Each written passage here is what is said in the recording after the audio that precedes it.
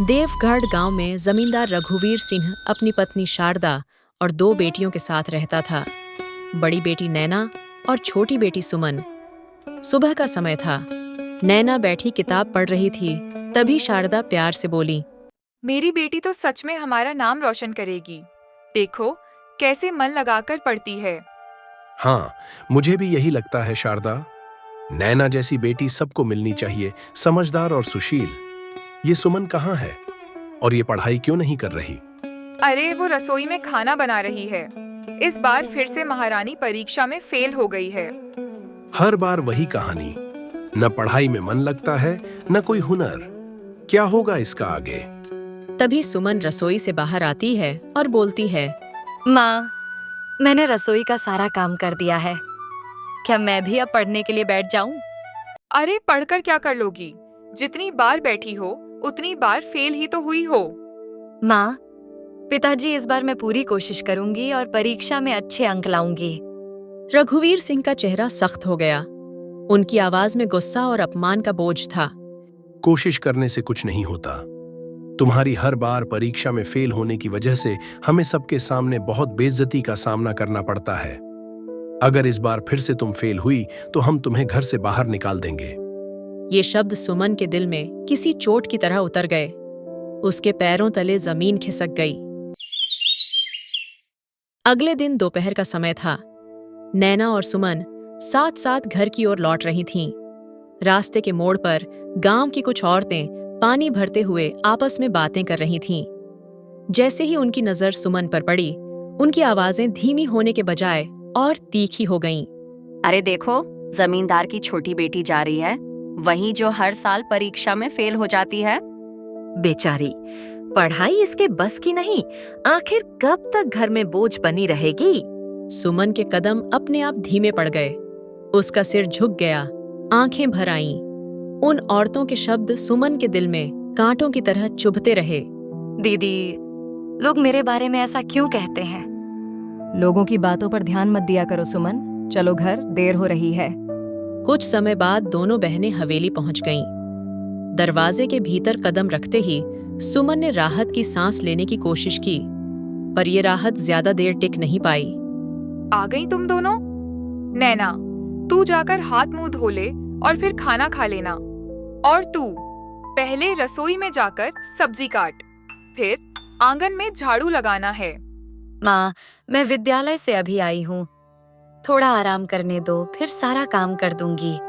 आराम? पढ़ाई तो होती नहीं, अब काम से भी जी चुरा रही है। अरे पढ़ाई ना सही, काम करना तो अच्छे से सीख ले, वरना ससुराल में भी क्या अपने माँ बाप की नाक कटवाएगी? जी माँ, अभी करती हूँ। शाम ढल चुकी थी। थोड़ी ही देर में रघुवीर बाजार से लौट आए। उनके हाथ में कपड़ों से भरे थैले थे। आ गए आप? इतनी देर हो गई, क्या लाए हैं बाजार से? दोनों बेटियों के लिए सर्दी के कपड़े लाया हूँ। ठंड बढ़ रही है। नैना और सुमन वहीं पास में खड़ी थीं। नैना के चेहरे पर हल्की उत्सुकता थी। सुमन बस चुपचाप सब देख रही थी, बिना कोई उम्मीद जताए। थोड़ी देर बाद रघुवीर अंदर चला गया। उसके जाते ही शारदा का चेहरा खिल उठा। लो नैना, ये तुम्हारे लिए है। धन्यवाद माँ। माँ, मेरे लिए क्या लाए हैं पिताजी? तुम्हारे लिए अभी कुछ नहीं है। पर माँ, पिताजी ने तो कहा था दोनों के लिए लाए हैं। हाँ, कहा था, लेकिन तुम्हें अब कुछ भी तभी मिलेगा जब तुम परीक्षा में पास हो जाओगी। बिना नतीजे के कुछ नहीं मिलेगा। हर बार फेल होकर इनाम की उम्मीद मत रखा करो। तभी नैना एक कदम आगे बढ़ी और बोली, माँ, आप सुमन के साथ हमेशा ऐसा व्यवहार क्यों करती हैं? वो भी तो कोशिश कर रही है और ठंड तो सबको लगती है। नैना, तुम बीच में मत बोलो। तुम्हें पढ़ाई पर ध्यान देना है, इन सब बातों पर नहीं। नैना चुप हो गई, पर चेहरे से खुशी गायब हो चुकी थी। सुमन की आंखें भर आईं। उसने बिना कुछ कहे सिर झुका लिया। रात गहराती जा रही थी। हवेली में सन्नाटा पसरा हुआ था। सब सो चुके थे। सुमन चुपचाप फर्श पर बैठी अपनी किताब खोलने की कोशिश कर रही थी। तभी नैना अंदर आती है और बोलती है, अरे सुमन, तू अभी तक जाग रही है? नींद नहीं आ रही थी दीदी, सोचा थोड़ा पढ़ ही लूं। आज जो हुआ, माँ का वो व्यवहार मुझे अच्छा नहीं लगा। मैं जानती हूँ तू कोशिश करती है, बस हालात तेरे खिलाफ हैं। दीदी, कभी कभी लगता है कि मैं इस घर में बस बोझ हूँ। ना रंग अच्छा है, ना पढ़ाई में तेज। फिर भी मैं बस एक मौका चाहती हूँ। खुद को कम मत समझ। हर किसी की रफ्तार अलग होती है और याद रख, मेहनत कभी बेकार नहीं जाती। अगर इस बार भी मैं पास नहीं हुई तो माँ ने जो कहा है वो सच कर देंगी। सुमन की आंखों में उदासी थी। किताब हाथ में होते हुए भी उसका मन पढ़ाई में नहीं, आने वाले डर में उलझा था। अगले दिन नैना और सुमन विद्यालय के लिए निकल जाती हैं और रघुवीर भी अपने काम के लिए निकल जाता है। तभी शारदा के घर गांव की कुछ औरतें आई हुई थीं। एक औरत मुस्कुराते हुए बोली, शारदा, नैना तो सच में होनहार है। पढ़ाई में भी आगे और स्वभाव भी कितना अच्छा है। हाँ, बड़ी है ना, जिम्मेदारी समझती है। पर सुमन का क्या? वो तो हर वक्त चुप चुप सी रहती है। लगता ही नहीं कि दोनों बहनें हैं। एक ही घर में पलकर भी कितना फर्क निकल आता है। औरतों की बातें सुनते सुनते शारदा का चेहरा बदलने लगा। उसे लगने लगा जैसे सुमन ही उसकी शर्मिंदगी की वजह हो। वो बाहर से शांत दिख रही थी, मगर भीतर ही भीतर उसका गुस्सा बढ़ता जा रहा था। मैं भी यही कहती हूँ। नैना ने तो कभी मुझे शिकायत का मौका ही नहीं दिया, पर सुमन, उसे समझ ही नहीं आता कि जिंदगी मजाक नहीं है। कुछ दिनों बाद परीक्षा का परिणाम आ गया। नैना पास हो गई थी, अच्छे अंकों के साथ। वहीं बदकिस्मती से सुमन असफल रह गई। देख लिया आपने, वही हुआ जिसका डर था। कितनी बार समझाया इसे, मगर इसने कभी मेहनत की ही नहीं। सुमन, ये घर कोई खेलने की जगह नहीं है।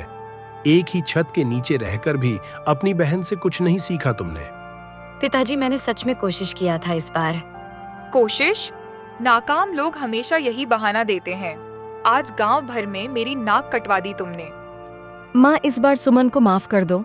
अगली बार जरूर कोशिश करेगी। नैना, तुम बीच में मत बोलो।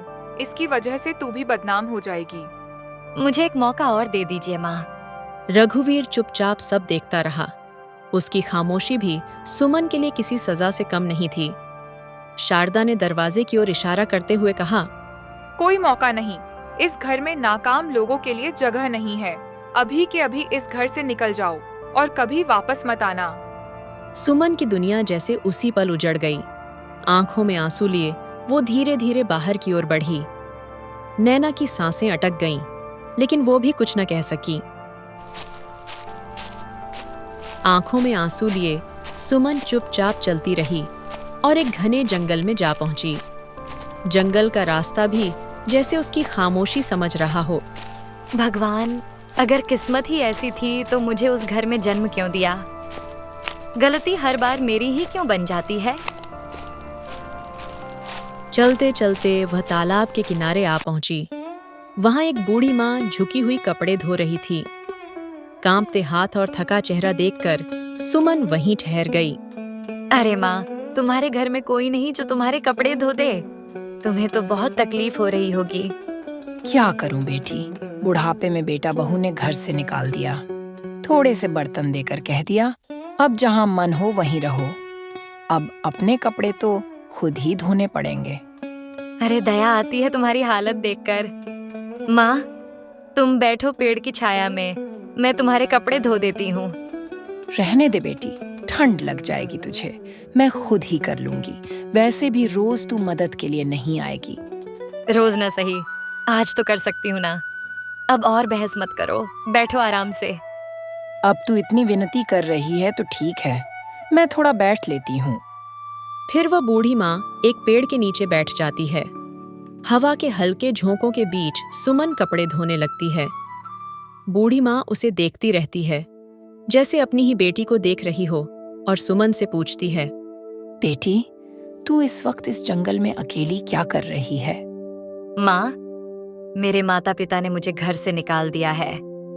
उन्होंने बोला कि उनके घर में मेरे लिए कोई जगह नहीं है।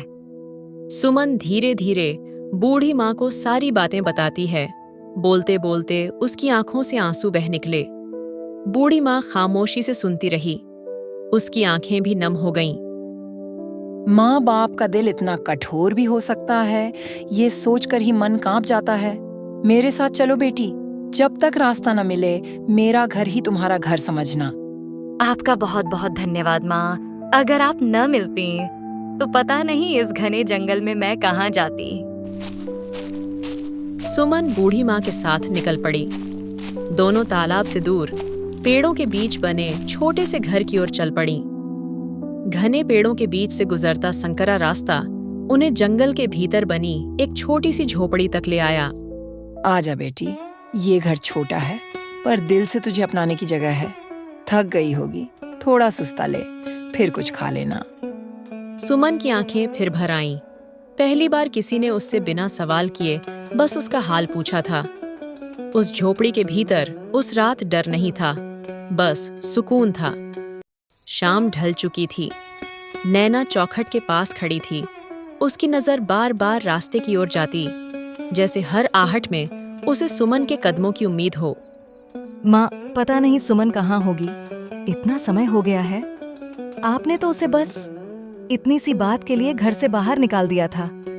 माँ, क्या आपको उसकी याद नहीं आती? जिस लड़की को घर की इज्जत की कोई कदर नहीं, जो हर बार हमें शर्मिंदा करे, उसकी याद क्यों आए मुझे? माँ, वो भी तो आपकी बेटी है। गलती एक बार होती है नैना। जो बार बार गिरे उसे संभालने का ठेका मेरा नहीं। जिसे जाना था वो चली गई। अगली सुबह शारदा ने देखा कि गांव में असामान्य हलचल थी। लोग अपने काम छोड़कर चौराहे की ओर जा रहे थे। उत्सुकता में शारदा भी वहां पहुंची। चौराहे पर भारी भीड़ जमा थी। बीच में देवगढ़ राज्य के सिपाही खड़े थे और उनके सामने राज्य के मंत्री घोषणा कर रहे थे। सुनो सुनो, महाराज का हुक्म है। राजमहल में राजकुमार के लिए योग्य कन्या का चयन किया जाएगा। राज्य की सभी योग्य कन्याओं को अवसर दिया जाएगा। चयन परीक्षा द्वारा होगा। जो परीक्षा में उत्तीर्ण होगी वही बनेगी राजकुमार की दुल्हन। ये घोषणा सुनते ही शारदा के चेहरे पर चमक आ गई। उसके मन में तुरंत नैना का चेहरा उभर आया। मेरी नैना समझदार और पढ़ी लिखी है। योग्यता की कसौटी पर वही खरी उतरेगी। मुझे पूरा विश्वास है कि मेरी नैना ही राजकुमार की दुल्हन बनेगी। कुछ ही देर बाद वही खबर बूढ़ी माँ के कानों तक पहुंची। आंखों में चमक और चेहरे पर उत्साह लिए वो तेज तेज कदम बढ़ाती हुई अपनी झोपड़ी की ओर बढ़ चली। बेटी, क्या तुझे पता है, आज राजा के लोग पूरे गांव में नगाड़ा बजाकर खबर सुना रहे थे। हमारे राजा अपने राजकुमार के लिए योग्य कन्या ढूंढ रहे हैं। तो उसमें हमारा क्या भला माँ? राजकुमार तो किसी राजकन्या से ही शादी करेंगे। तुम्हें हमारे राजा के बारे में कुछ पता ही नहीं। वो बहुत नेक इंसान है और वैसे भी राजकुमार किसी को यूं ही नहीं चुनेगा। एक परीक्षा होगी। जो उस परीक्षा में विजयी होगी वही बनेगी राजकुमार की दुल्हन। बूढ़ी माँ ने जब पूरी बात सुमन को बताई तो उसे लगा ऐसे अवसर उस जैसे लोगों के लिए नहीं होते। लेकिन बूढ़ी माँ का विश्वास शब्दों से ज्यादा गहरा था। आने वाली परीक्षा किस्मत नहीं, योग्यता तय करेगी। दूसरी ओर शारदा के चेहरे पर उत्सुकता और हल्की बेचैनी साफ झलक रही थी। शारदा ने बिना देर किए रघुवीर को यह बात बताई। क्या आपको पता है, आज गांव में बड़ी खबर सुनने को मिली है। कैसी खबर? राजा के लोग पूरे गांव में ढिंडोरा पीट रहे थे। राजकुमार के लिए योग्य कन्या की तलाश हो रही है। परीक्षा होगी जिसमें हुनर और बुद्धि देखी जाएगी। और मुझे लगता है हमारी नैना से बेहतर लड़की कौन ही है इस गांव में। हाँ, ये बात तो तुम सही कह रही हो शारदा। नैना जैसी पढ़ी लिखी और समझदार लड़की पूरे गांव में नहीं है। अगर किस्मत ने साथ दिया तो हमारी बेटी की जिंदगी बदल सकती है। और अगर ऐसा हुआ तो ये हवेली और हमारा नाम सब और ऊंचा हो जाएगा। इधर राजमहल के शांत कक्ष में राजा गंभीर मुद्रा में बैठे हैं। सामने मंत्री खड़े हैं। वातावरण में किसी बड़े निर्णय की आहट है। तो मंत्री जी, जो काम हमने आपको सौंपा था वो ठीक से हुआ है ना? हाँ महाराज, बिल्कुल आपकी इच्छा अनुसार ही काम हुआ है। पूरे राज्य में खबर पहुंचा दी है। बस अब थोड़ी प्रतीक्षा कीजिए, हमें अपने राज्य के लिए एक योग्य रानी मिल जाएगी। राजा कुछ क्षण मौन रहते हैं, मानो आने वाले समय की कल्पना कर रहे हों। फिर धीरे से कहते हैं, हाँ, राजकुमार से भी इस बारे में बात करनी है। उसे अभी कुछ बताया नहीं गया है, पर मुझे विश्वास है कि मेरे निर्णय से वो असहमत नहीं होगा। बात तो सही है आपकी महाराज, मुझे भी ऐसा ही लगता है। अब मैं राजकुमार को बुलाता हूँ। फिर मंत्री जी राजकुमार को बुलाते हैं। पिताजी, आपने मुझे तुरंत बुलाया? सब ठीक तो है ना? आपकी तबीयत तो ठीक है ना? हाँ बेटा, अब शरीर पहले जैसा कहाँ रहा। जैसे दीमक लकड़ी को खा जाती है, वैसे ही बुढ़ापा शरीर को अंदर से कमजोर कर देता है। इसीलिए तुम्हारे और इस राज्य के भविष्य के लिए कुछ निर्णय लेने हैं। पिताजी, आपके जैसा अच्छा राजा हमारे ही नहीं, पूरे राज्य के लिए वरदान है। पर मैं हमेशा नहीं रहूंगा पुत्र। इसीलिए चाहता हूं कि तुम्हें अब शासन की जिम्मेदारी दूं, और तुम्हारे विवाह के लिए कन्या की तलाश जारी हो चुकी है। आप मेरे पिता हैं। आप जो भी निर्णय लेंगे वही मेरे लिए उचित होगा। मुझे आप पर पूरा विश्वास है। तो सब तय रहा, बस अब एक योग्य कन्या का चयन बाकी है। वो भी जल्दी हो जाएगा। तुम मेरे साथ रहना पुत्र। पिताजी, आप निश्चिंत रहिए, मैं हमेशा आपके साथ रहूंगा। राजमहल के विशाल प्रांगण में आज विशेष हलचल थी। दूर दूर से आई कन्याएं सजी संवरी पंक्तियों में खड़ी थीं। एक ओर सुमन बूढ़ी मां के साथ खड़ी थी। साधारण वस्त्रों में होते हुए भी उसकी आंखों में उम्मीद झलक रही थी। तभी उसकी नजर नयना पर पड़ी, जो शारदा के साथ सजी संवरी खड़ी थी। सुमन खुशी से उनकी ओर बढ़ी। माँ, दीदी, आप लोग भी आए हैं? मुझे आप सबकी बहुत याद आती है। अरे, देखा है खुद को, यहाँ तेरे जैसी लड़की से राजकुमार शादी करेंगे, ऐसा सोचा भी कैसे तूने? अपनी जगह जाकर खड़ी रह, तमाशा मत बना। शारदा की बात सुनकर सुमन की आंखों में आंसू आ गया। वह बिना कुछ कहे बूढ़ी मां के पास लौट आई। कुछ समय बाद राजा सभा में पधारते हैं। महाराज, राज्य की सबसे सुंदर और गुणी कन्याएं उपस्थित हैं। यदि आप आदेश दें तो परीक्षा आरंभ की जाए। हाँ, तो कुल मिलाकर तैयारी पूरी हो चुकी है। जी महाराज। तो फिर ठीक है, बुलाइए उन्हें। तभी सभा के एक कोने से शारदा आगे बढ़ती है। महाराज, ये मेरी बेटी नैना है। न केवल सुंदर है, बल्कि गुणी भी है। रूप तो बाहरी चीज है, असली चीज है गुण। अच्छे व्यक्ति को सौंदर्य से नहीं, उसके स्वभाव से पहचाना जाता है। क्या तुम्हारी बेटी परीक्षा देने को तैयार है? हाँ हाँ, बिल्कुल महाराज। अच्छा, तो एक एक करके आगे बढ़ो और राजकुमार के हाथ से प्रत्येक एक बीज ले लो। कन्याएं क्रम से आगे आती हैं। कोई उत्साहित है, कोई घबराई हुई। बीज लेते समय हर एक के मन में अलग अलग उम्मीदें हैं। इन बीजों को गमले में लगाओ। जिसके बीज से पौधा उगेगा, वही इस राज्य की भावी रानी बनेगी। अब तुम सब जा सकती हो, जाओ।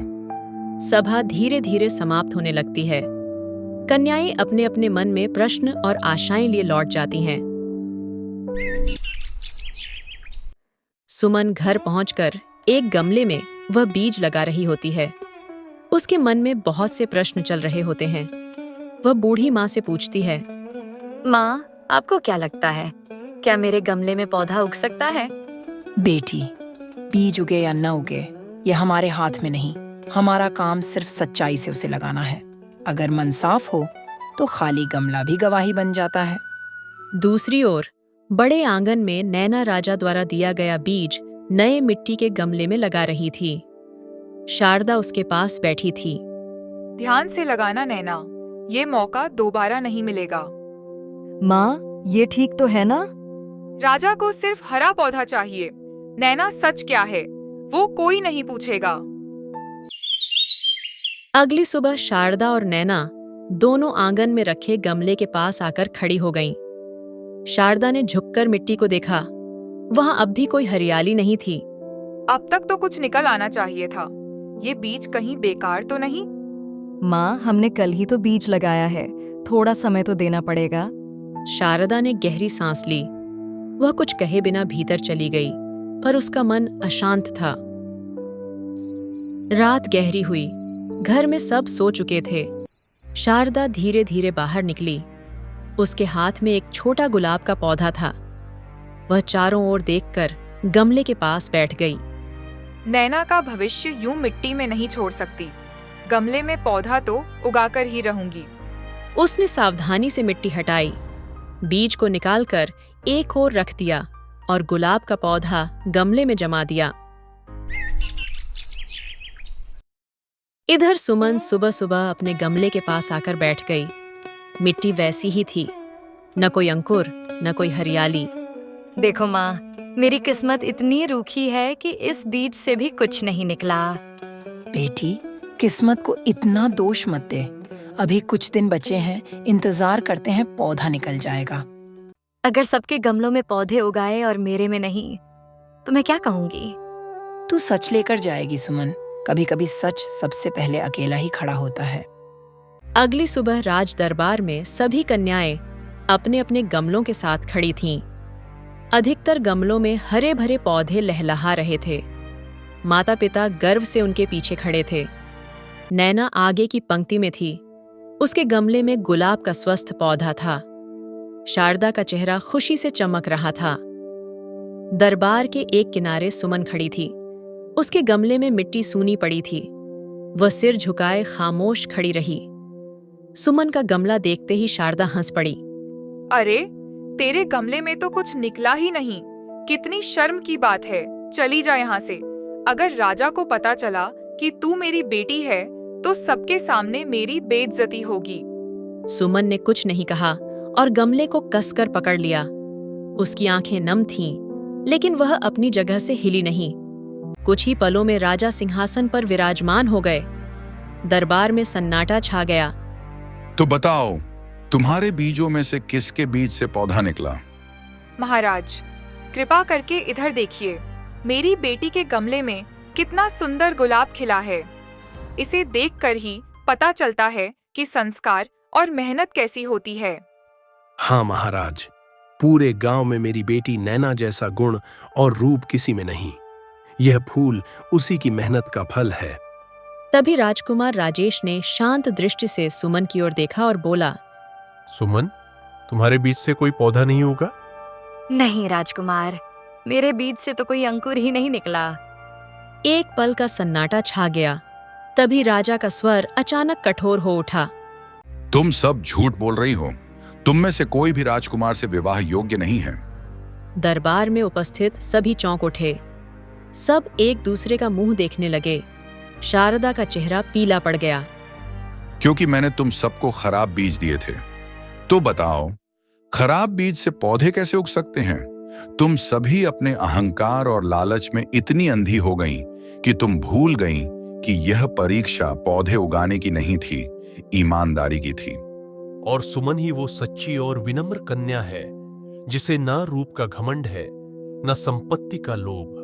वही मेरी पत्नी और इस राज्य की रानी बनने के योग्य है।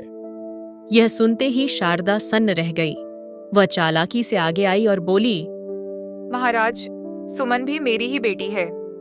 ये क्या कह रही हो तुम? सुमन, क्या ये सच है? महाराज, ये सच कह रही है। मुझे सुमन जंगल में मिली थी, उपेक्षित, टूटी हुई, लेकिन ईमानदार। बूढ़ी माँ ने सारी कथा राजा को सुना दी।